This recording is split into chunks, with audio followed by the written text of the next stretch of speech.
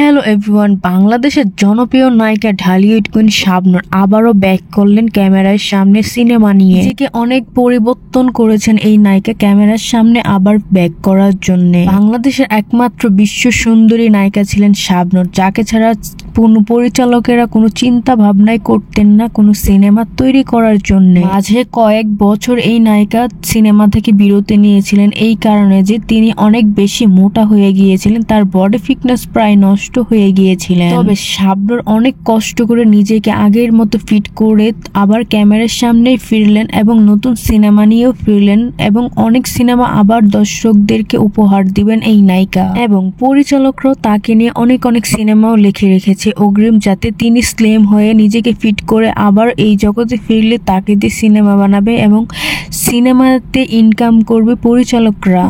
যারা শাবনূরের ভক্ত আছেন, ফ্যান ফলোয়ার আছেন, আপনারা অবশ্যই কমেন্ট করে জানাতে পারেন আপনাদের কেমন লাগছে শাবনূরের এত পরিবর্তন দেখে। হ্যাঁ, শাবনূরের নতুন একটি সিনেমার রঙ্গনা, এটার কাজও প্রায় অর্ধেক শেষ, আর অর্ধেক শেষ হলে এই সিনেমা কিছুদিনের মধ্যে মুক্তি পাবে। এর পরিবর্তন দেখে আমি তো অনেক বেশি খুশি হয়েছি। আপনারাও যদি খুশি হয়ে থাকেন অবশ্যই একটা লাইক কমেন্ট করবেন। আর হ্যাঁ, আমার চ্যানেলে প্রথমবার ভিডিও দেখে থাকলে অবশ্যই একটা সাবস্ক্রাইব করে রাখবেন নেক্সটে আরো নায়ক নায়িকাদের খবরাখবর পেতে চাইলে।